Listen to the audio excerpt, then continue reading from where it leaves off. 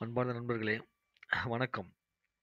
உங்கள் நண்பன் ஆர்ஜே கணேஷ் பேசுறேன். இப்ப நம்ம பேச போற நட்சத்திரம் பார்த்தீங்கன்னா, சுவாதி நட்சத்திரம். இந்த சுவாதி நட்சத்திரங்கிறது ராகுவுடைய நட்சத்திரம். இது துலாத்துல இருக்குது. துலாத்துல இருக்கக்கூடிய சுவாதி நட்சத்திரம் வந்து பார்த்தீங்கன்னா, தெராசு மாரிங்கும்போது தீர்ப்பு வழங்கும்போது பார்த்தீங்கன்னா, பயங்கர கம்பீரமா வந்து சொல்லும். இந்த சுவாதி நட்சத்திரங்கிறது பார்த்தீங்கன்னா, ஒரு முழுமையான நட்சத்திரம். இந்த நட்சத்திரத்துல பொறந்தவங்க வந்து பார்த்தீங்க அப்படின்னா, தன்னுடைய ஆசைகள வந்து அடக்கி ஆளும் தன்மைய வந்து கொண்டிருக்கவங்க. ஆனா, அவங்களுடைய விரகதாபம்னு சொல்லக்கூடிய விஷயத்துல வந்து பார்த்தீங்கன்னா, அவங்களால வந்து கொஞ்சம் விஷயத்த அடக்க முடியாது. அவங்களுக்கு திருமணம் ஆனோனே அது வந்து சரியாயிரும். அதுக்காக வந்து எடுத்த உடனே வந்து பார்த்தீங்கன்னா, தவறானவங்கன்னு அர்த்தம் இல்ல.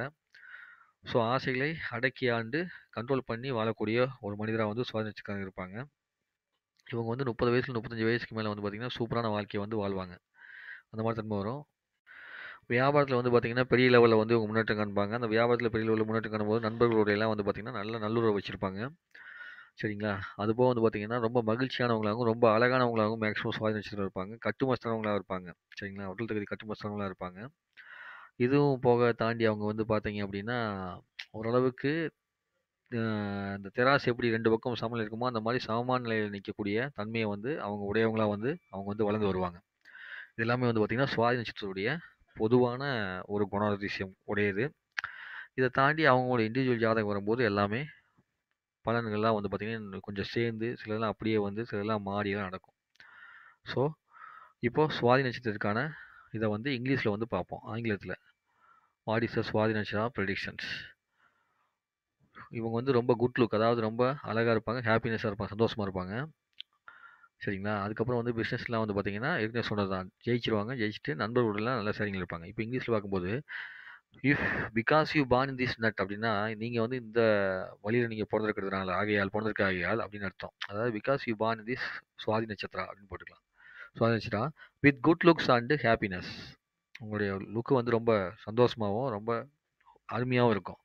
You will donate for your charitable deeds. அதாவது நீங்க வந்து டொனேஷன் பண்றதுக்கு ஆசைப்படுவீங்க. யாருக்கு? Charitable deeds. உங்க சமய சம்பந்தப்பட்ட விஷயங்களுக்காக நன்கொடை வழங்குவதில் ஆர்வம் ஜாஸ்தியா இருக்கும். You will be able to control your emotions but you cannot tolerate frustrations, emotional hugs.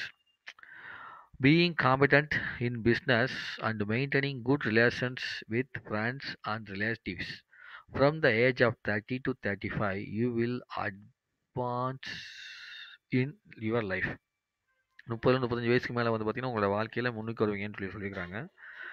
அதுக்கப்புறம் வந்து பார்த்தீங்கன்னா, பிசினஸ்ல வந்து இருக்கக்கூடிய நண்பர்கள்ட்ட நல்லா ஃப்ரெண்ட்ஷிப் வச்சுக்கங்க. காம்படிட்டர் எல்லாம் அப்படின்னு சொல்லியிருக்காங்க. யூ கேனாட் டாலரேட் ஃப்ரஸ்ட்ரேஷன் அப்படின்னா, நீங்க வந்து உங்களுடைய உடலுறவு தன்மையில வந்து பார்த்தீங்கன்னா, சகிப்புத்தன்மைய வந்து உங்களால கொண்டு வர முடியாது அப்படின்னு சொல்லியிருக்காங்க. ஓகேவா? இது வந்து Googleல டிரான்ஸ்லேட் பண்ணது. தமிழ்ல டைப் பண்ணி டிரான்ஸ்லேட் பண்ணது. அதனால உங்களுக்கு வந்து இந்த மாரி தெரியுது. இது எதுவும் நான் எந்த வாசகமும் தவறா வந்து யூஸ் பண்ணல. இங்க இருக்கிறத தான் நான் வந்து பேசியிருக்கிறேன். சரிங்களா? டொலரேட். What is tolerate? கமீன்ஸ் ஏமாற்றத்தை சகித்துக் கொள்ளுங்கள். ஓகே. ஃப்ரஸ்ட்ரேஷன்னா சகித்துக் கொள்ளுதல். இல்ல ஏமாற்றத்த கொடுக்கிறதா? அதையும் பார்த்துருவோம். பொறுத்துக் கொள்ளுங்கள். ஏமாற்றங்கிறது தான் ஃப்ரஸ்ட்ரேஷன். ஃப்ரஸ்ட்ரேஷன்ங்கிறது வந்து ஏமாற்றத்தை சகித்துக் கொள்ளுங்கள். டொலரேட் ஃப்ரஸ்ட்ரேஷன்னா ஏமாற்றத்தை சகித்துக் கொள்ளுங்கள் அப்படின்னு சொல்லி அர்த்தம். If you like this video, please share it to your friends and relatives and other things also, and subscribe it in the below subscribe button.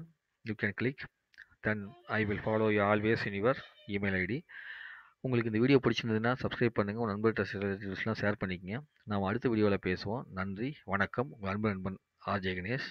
Have a nice day. I will meet next video. Thank you very much for watching this video. Thank you very much.